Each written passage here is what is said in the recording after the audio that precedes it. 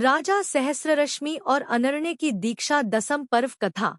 अथानंतर गौतमस्वामी राजा श्रेणिक से कहते हैं कि हे श्रेणिक, इस तरह तुमने बाली का वृत्तांत जाना। अब इसके आगे तेरे लिए सुग्रीव और सुतारा का श्रेष्ठ चरित कहता हूँ, सो सुन।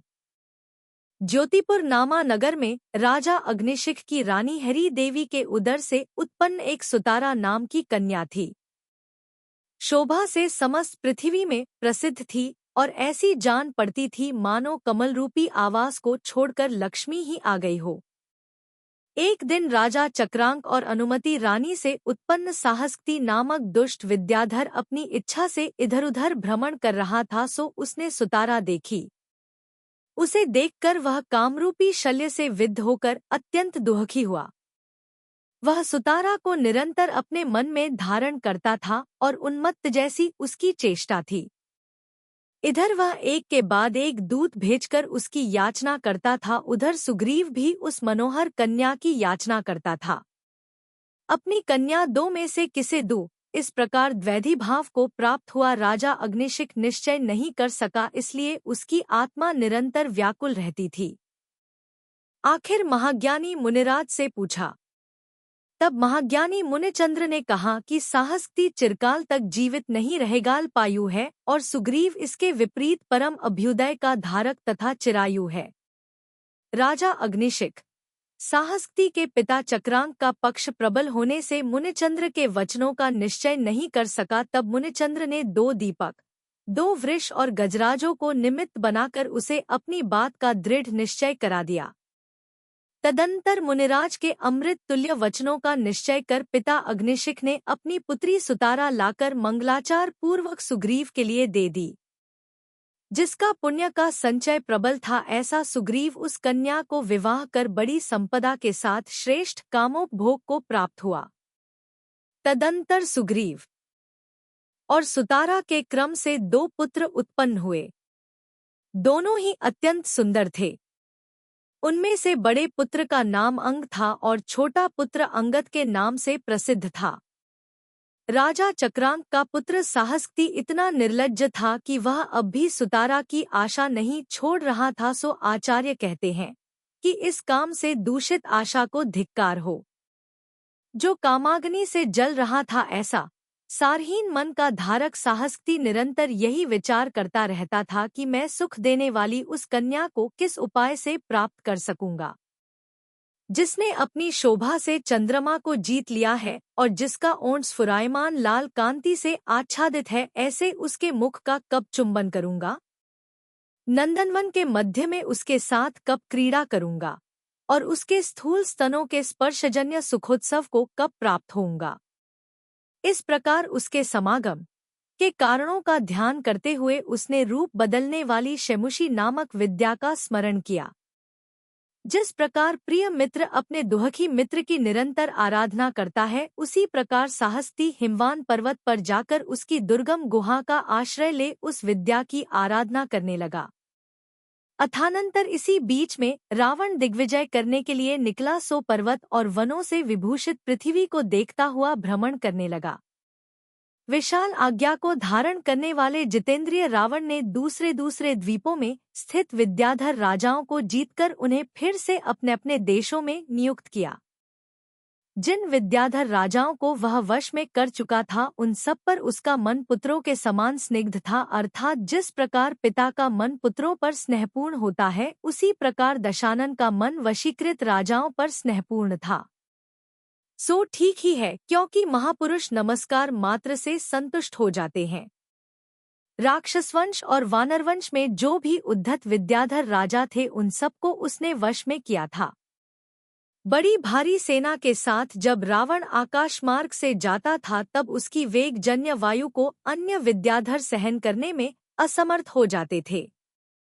संध्याकार, सुवेल, हेमापूर्ण, सुयोधन, हंसद्वीप और प्रहलाद आदि जो राजा थे, वे सब भेंट ले लेकर तथा हाथ जोड़ मस्तक से लगा कर उसे नमस्कार करते थे, और रावण भी अच्छे अच्छे वचनों से उन्हें संतुष्ट कर उनकी संपदाओं को पूर्ववत अवस्थित रखता था।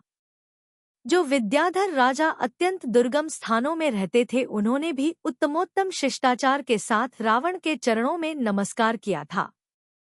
आचार्य कहते हैं कि सब बलों में कर्मों के द्वारा किया हुआ बल ही श्रेष्ठ बल है, सो उसका उदय रहते हुए रावण किसे जीतने के लिए समर्थ नहीं हुआ था।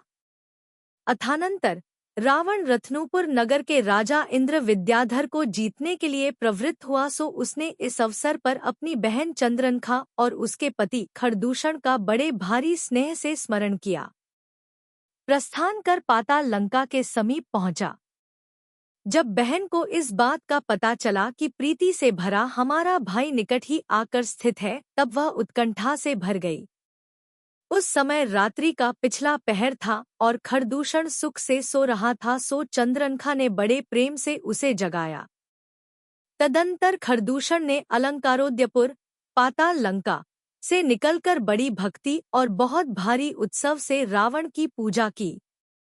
रावण ने भी बदले में प्रीतिपूर्वक बहन की पूजा की, सो ठीक ही है, क्योंकि संसार में भाई का स्नेह से बढ़कर दूसरा स्नेह नहीं है। खरदूषण ने रावण के लिए इच्छानुसार रूप बदलने वाले 14,000 विद्याधर दिखलाए।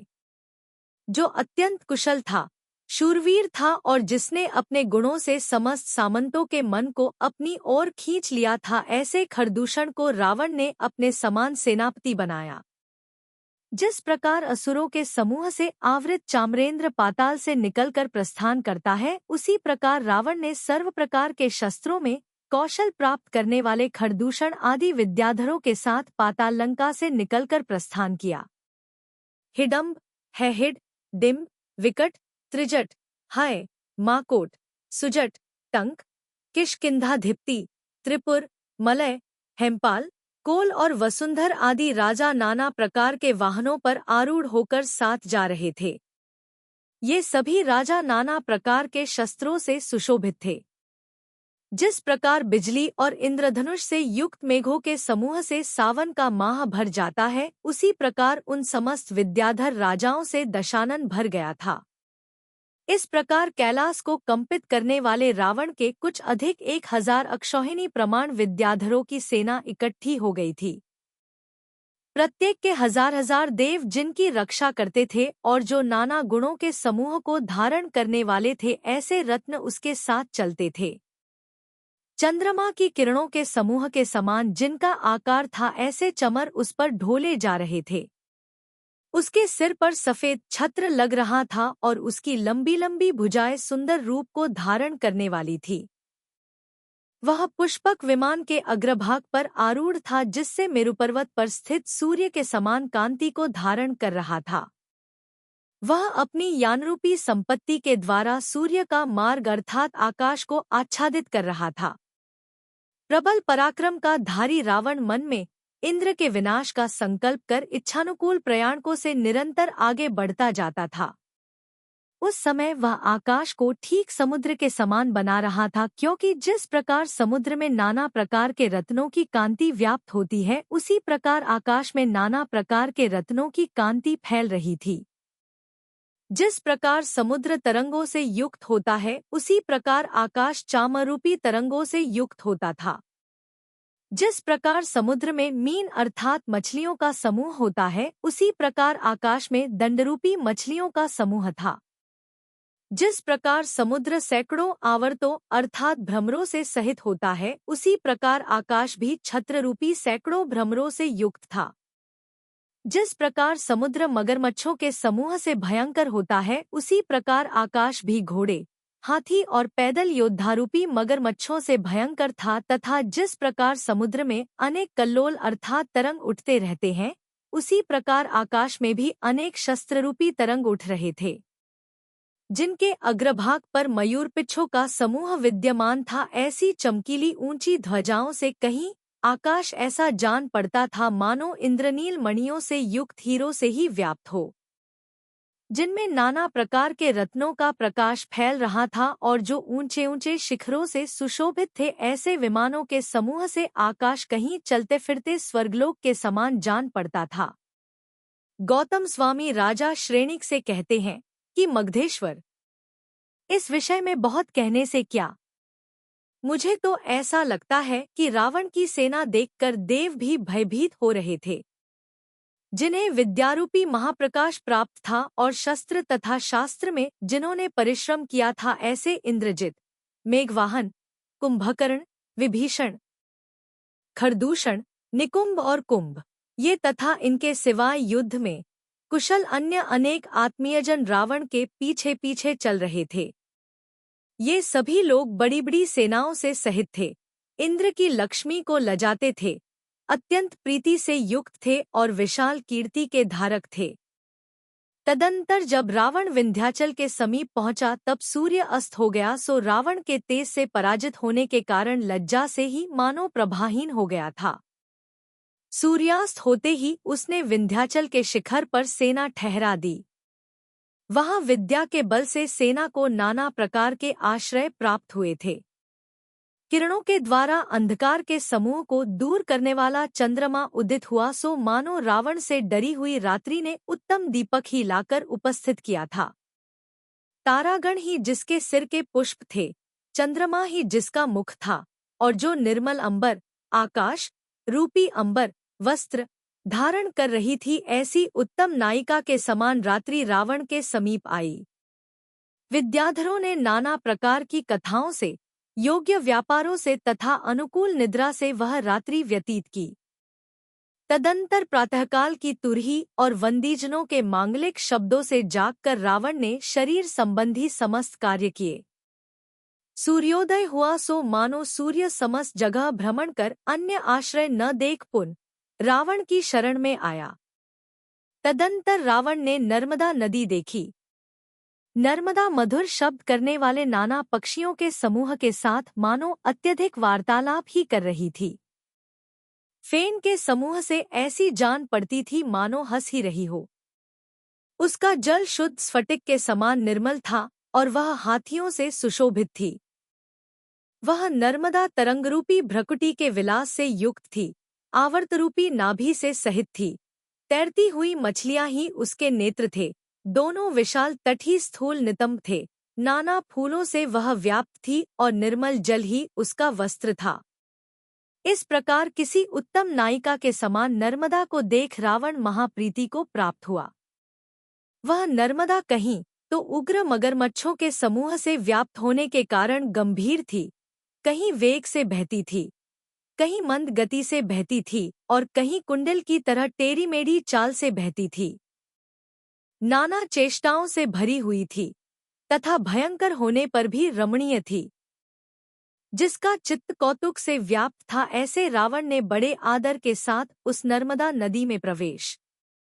अथानंतर जो अपने बल से पृथ्वी पर प्रसिद्ध था, ऐसा माहिष्मती का राजा सहस्ररश्मि भी उसी समय अन्य दिशा से नर्मदा में प्रविष्ट हुआ। यह सहस्ररश्मि यथार्थ में परम सुंदर था, क्योंकि उत्कृष्ट कांति को धारण करने वाली हजारों स्त्रियां उसके साथ थीं।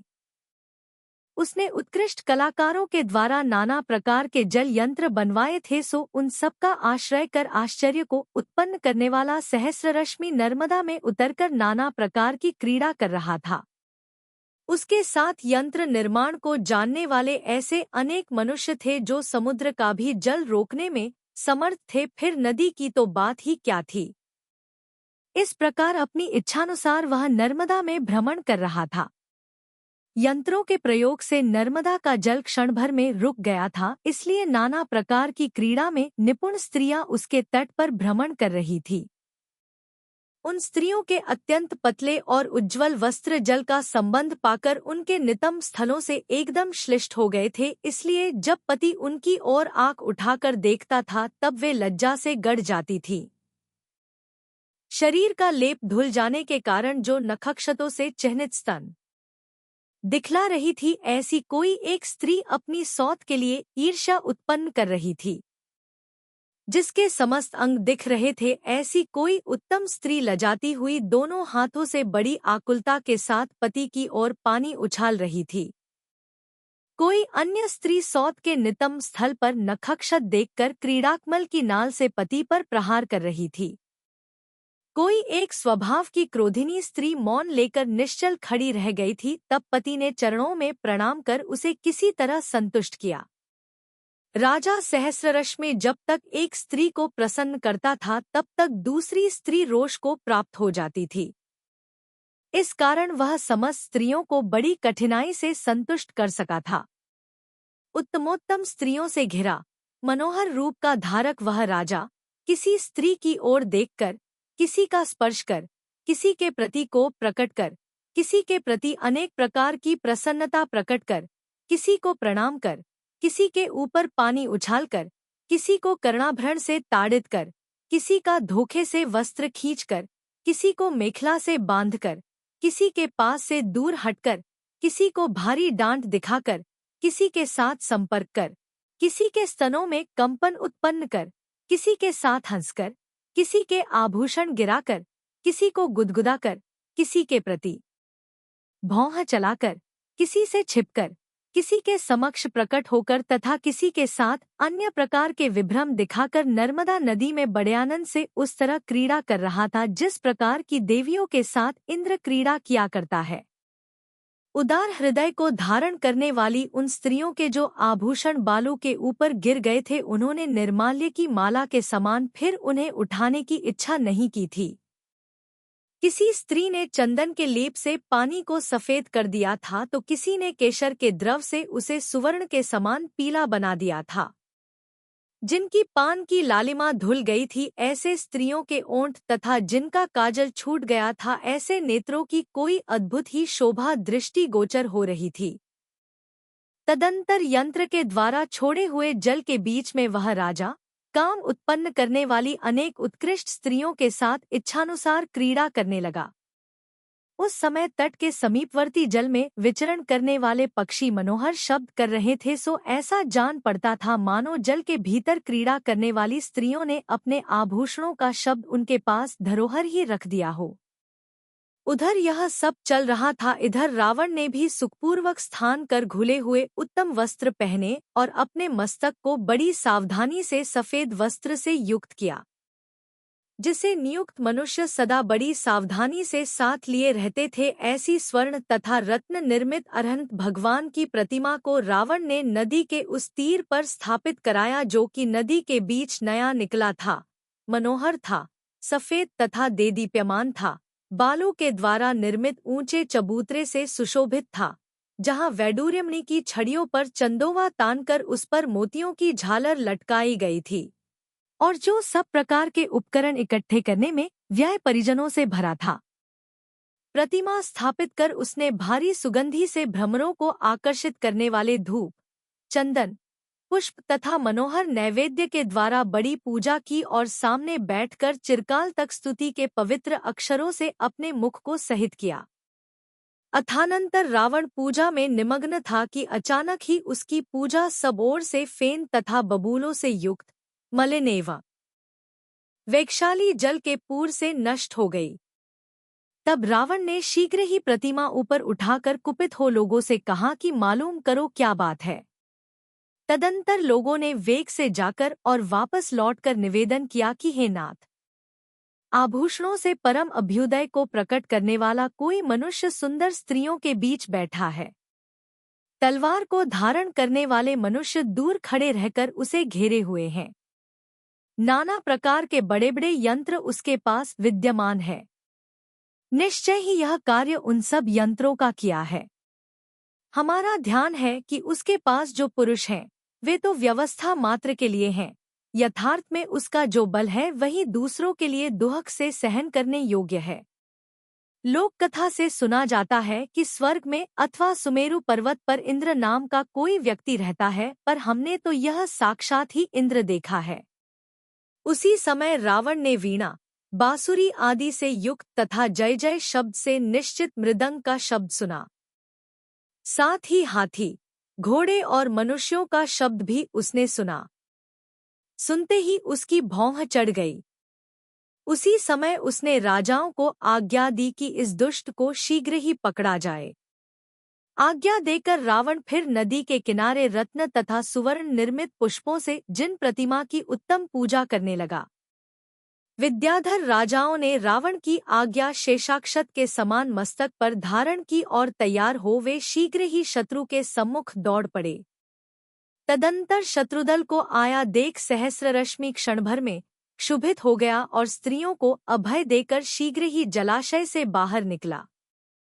तत्पश्चात कलकल सुनकर और जनसमूह से सब समाचार जानकर माहिष्मति के वीर शीघ्र ही तैयार हो बाहर निकल पड़े।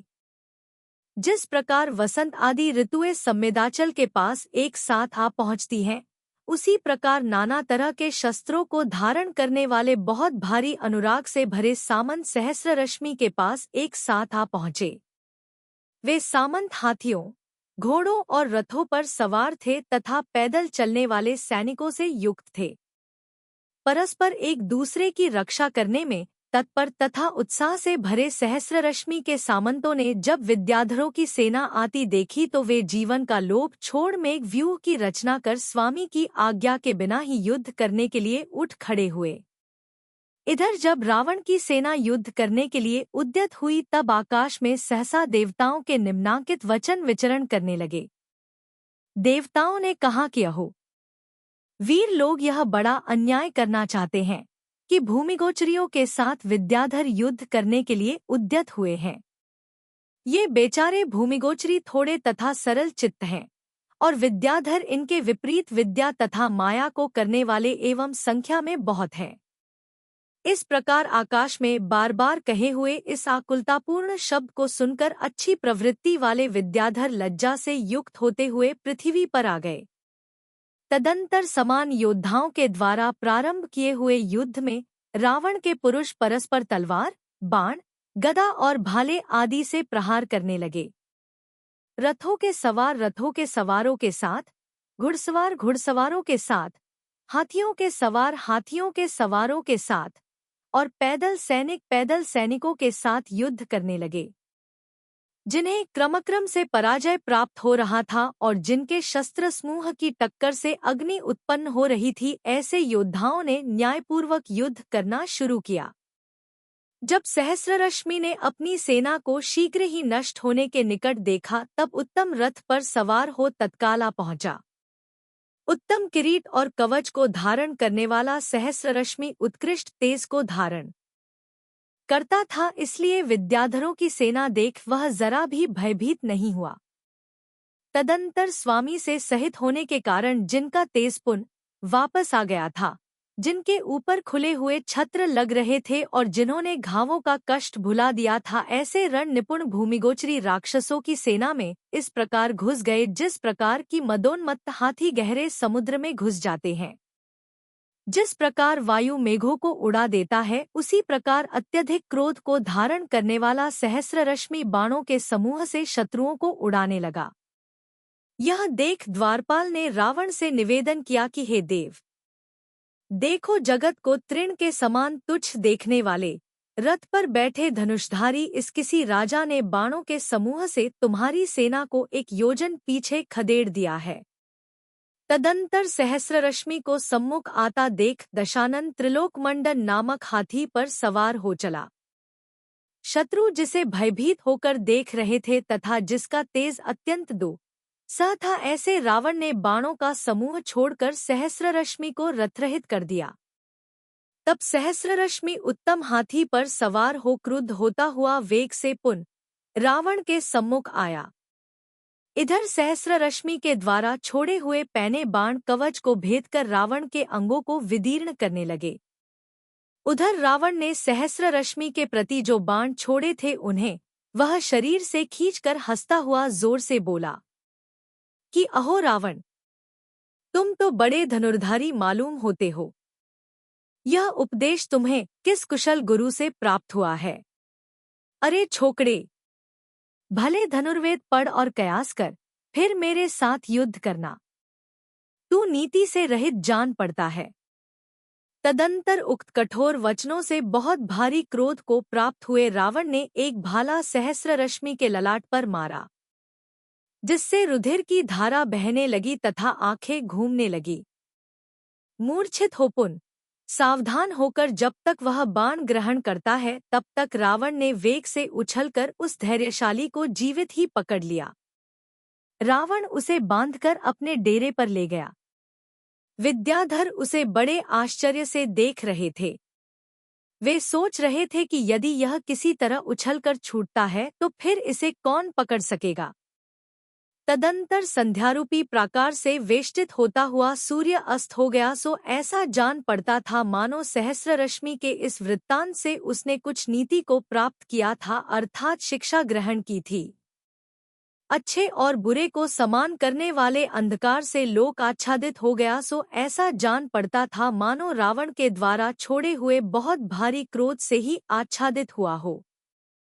तदंतर अंधकार के हरने में निपुण चंद्रमा का बिंब उदित हुआ, सो ऐसा जान पड़ता था मानो युद्ध से उत्पन्न हुआ रावण का अत्यंत निर्मल यश ही हो। उस समय कोई तो घायल सैनिकों के घावों पर मरहमपट्टी लगा रहे थे, कोई योद्धाओं के पराक्रम का वर्णन कर रहे थे, कोई गुमे हुए सैनिकों की तलाश कर रहे थे और कोई, जिन्हें घाव नहीं लगे थे, सो रहे थे। इस प्रकार यथायोग्य कार्यों से रावण की सेना की रात्रि व्यतीत हुई। प्रभात हुआ तो प्रभात संबंधी तुरही के शब्द से रावण जागृत हुआ। तदंतर परम राग को धारण करता हुआ सूर्य का पता उदित हुआ, सो ऐसा जान पड़ता था मानो रावण का समाचार जानने के लिए उदित हुआ हो। अथानंतर सहस्ररश्मि के पिता शतबाहो, जो दिगंबर थे, जिन्हें जंघाचारण रिद्धि प्राप्त थी, जो महाबाहो, महातपस्वी, चंद्रमा के समान सुंदर, सूर्य के समान तेजस्वी, मेरु के समान स्थिर और समुद्र के समान गंभीर थे, पुत्र को बंधा सुनकर रावण के समीप आए। इस समय रावण अपने शरीर संबंधी कार्यों से निपटकर सभा के बीच में सुख से बैठा था और मुनिराज शतबाहु प्रशांतचित्त एवं लोगों से स्नेह करने वाले थे। रावण मुनिराज को दूर से ही देखकर खड़ा हो गया। उसने सामने जाकर तथा पृथ्वी पर मस्तक टेककर नमस्कार किया। जब मुनिराज उत्कृष्ट प्रासुक आसन पर विराजमान हो गए, तब रावण पृथ्वी पर दोनों हाथ जोड़कर बैठ गया। उस समय उसका सारा शरीर विनय से नम्रीभूत था। रावण ने कहा कि हे भगवद, आप कृतकृत्य हैं, अत मुझे पवित्र करने के सिवाय आपके यहाँ आने में दूसरा कारण नहीं है। तब कुल, वीर्य और विभूति के द्वारा रावण की प्रशंसा कर वचनों से अमृत झलते हुए की तरह मुनिराज कहने लगे कि हे आयुष्मान, तुम्हारे शुभ संकल्प से यही बात है, फिर भी मैं एक बात कहता हूँ, सो सुन। यतश्च शत्रुओं का पराभव करने मात्र से क्षत्रियों के कृतकृत्यपना हो जाता है, अत तुम मेरे पुत्र सहस्ररश्मि को छोड़ दो।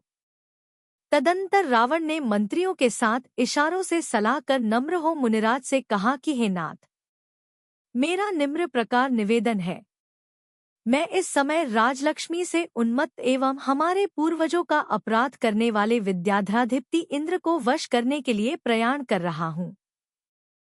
सो इस प्रयाण काल में मनोहर रेवा नदी के किनारे चक्ररत्न रखकर मैं बालों के निर्मल चबूतरे पर जिनेंद्र भगवान की पूजा करने के लिए बैठा था। सो इस भोगी विलासी सहस्ररश्मि के यंत्र रचित वेगशाली जल से उपकरणों के साथ साथ मेरी वह सब पूजा अचानक बह गई। जिनेंद्र भगवान की पूजा के नष्ट हो जाने से मुझे बहुत क्रोध उत्पन्न हुआ, सो इस क्रोध के कारण ही मैंने यह कार्य किया है। प्रयोजन के बिना मैं किसी मनुष्य से द्वेष नहीं करता। जब मैं पहुंचा तब इस मानी एवं प्रमादी ने यह भी नहीं कहा कि मुझे ज्ञान नहीं था, क्षमा कीजिए।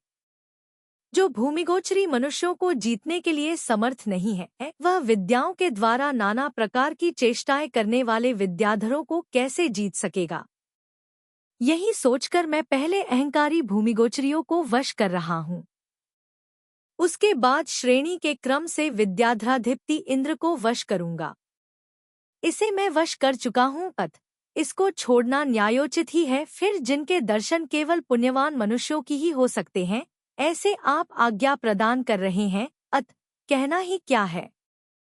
तदंतर रावण के पुत्र इंद्रजित ने कहा कि आपने बिल्कुल ठीक कहा है, सो उचित ही है, क्योंकि आप जैसे नीतिज्ञ राजा को छोड़कर दूसरा ऐसा कौन कह सकता है। तदंतर रावण का आदेश पाकर मारीच नामा मंत्री ने हाथ में नंगी तलवार लिए हुए अधिकारी मनुष्यों के द्वारा सहस्ररश्मि को सभा में बुलवाया। सहस्ररश्मि पिता के चरणों में नमस्कार कर भूमि पर बैठ गया। रावण ने क्रोधरहित होकर बड़े सम्मान के साथ उससे कहा कि आज से तुम मेरे चौथे भाई हो। चूंकि तुम महाबलवान होत, तुम्हारे साथ मैं इंद्र की विडंबना करने वाले राजा इंद्र को जीतूंगा। मैं तुम्हारे लिए मंदोदरी की छोटी बहन स्वयं प्रभा दूंगा। हे सुंदर आकृति के धारक, तुमने जो किया है वह मुझे प्रमाण है। सहस्ररश्मि बोला कि मेरे इस क्षणभंगुर राज्य को धिक्कार है, जो प्रारंभ में रमणीय दिखते हैं और अंत में जो दुहखों से बहुल होते हैं, उन विषयों को धिक्कार है। उस स्वर्ग के लिए धिक्कार है जिससे कि च्युति अवश्यंभावी है। दुख के पात्र स्वरूप इस शरीर को धिक्कार है, और जो चिरकाल तक दुष्ट कर्मों से ठगा गया, ऐसे मुझे भी धिक्कार है। अब तो मैं वह काम करूंगा जिससे कि फिर संसार में नहीं पड़ूं। अत्यंत खदाई गतियों में घूमता घूमता मैं बहुत खिन्न हो चुका हूँ। इसके उत्तर में रावण ने कहा कि हे भद्र, दीक्षा तो वृद्ध मनुष्यों के लिए शोभा देती है, अभी तो तुम नवयौवन से संपन्न हो। सहस्ररश्मि ने रावण की बात काटते हुए बीच में ही कहा कि मृत्यु को ऐसा विवेक थोड़ा ही है कि वह वृद्ध जन को ही ग्रहण करे, यौवन वाले को नहीं। अरे, यह शरीर शरद ऋतु के बादल के समान अकस्मात ही नष्ट हो जाता है। हे रावण, यदि भोगों में कुछ सार होता तो उत्तम बुद्धि के धारक पिताजी ने ही उनका त्याग नहीं किया होता। ऐसा कहकर उसने दृढ़ निश्चय के साथ पुत्र के लिए राज्य सौंपा और दशानन से क्षमा याचना कर पिता शतबाहु के समीप दीक्षा धारण कर ली। सहस्ररश्मि ने अपने मित्र अयोध्या के राजा अनर्ण्य से पहले कह रखा था कि जब मैं दिगंबर दीक्षा धारण करूंगा तब तुम्हारे लिए खबर दूंगा, और अनर्ण्य ने भी सहस्ररश्मि से ऐसा ही कह रखा था। सो इस कथन के अनुसार सहस्ररश्मि ने खबर देने के लिए अनर्ण्य के पास आदमी भेजे। गए हुए पुरुषों ने जब अनर्ण्य से सहस्ररश्मि के वैराग्य की वार्ता कही तो उसे सुनकर उसके नेत्र आंसुओं से भर गए। उस महापुरुष के गुणों का स्मरण कर वह चिरकाल तक विलाप करता रहा। जब विषाद कम हुआ तो महाबुद्धिमान अनर्ण्य ने कहा कि उसके पास रावण क्या आया, मानो शत्रु के वेश में भाई ही उसके पास आया। वह रावण के जिसने अत्यंत अनुकूल होकर विषयों से मोहित हो चिरकाल तक ऐश्वर्य रूपी पिंजड़े के अंदर स्थित रहने वाले इस मनुष्य रूपी पक्षी को मुक्त किया है। माहिष्मति के राजा सहस्ररश्मि को धन्य है, जो रावण के सम्यक ज्ञान रूपी जहाज का आश्रय ले संसार रूपी सागर को तैरना चाहता है, जो अंत में अत्यंत दुख देने वाले राज्य नामक पाप को छोड़कर जिनेंद्र प्रणीत व्रत को प्राप्त हुआ है। अब उसकी कृतकृत्यता का क्या पूछना। इस प्रकार सहस्ररश्मि की प्रशंसा कर अनर्ण्य भी संसार से भयभीत हो पुत्र के लिए राज्य लक्ष्मी सौंप बड़े पुत्र के साथ मुनि हो गया।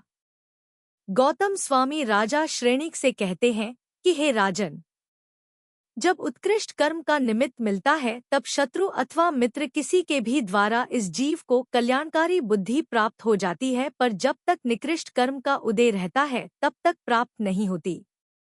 जो जिसके मन को अच्छे कार्य में लगा देता है यथार्थ में वही उसका बांधव है, और जो जिसके मन को भोगोपभोग की वस्तुओं में लगाता है वही उसका वास्तविक शत्रु है। इस प्रकार सहस्ररश्मि का ध्यान करता हुआ जो मनुष्य मुनियों के समान शील रूपी संपदा से युक्त राजा अनर्ण्य का चरित्र सुनता है वह सूर्य के समान निर्मलता को प्राप्त होता है। इस प्रकार आर्ष नाम से प्रसिद्ध रविष्णाचार्य के द्वारा कथित पद्मचरित में दशानन के प्रयाण के समय राजा सहस्ररश्मि और अनर्ण्य की दीक्षा का वर्णन करने वाला दशम पर्व पूर्ण हुआ।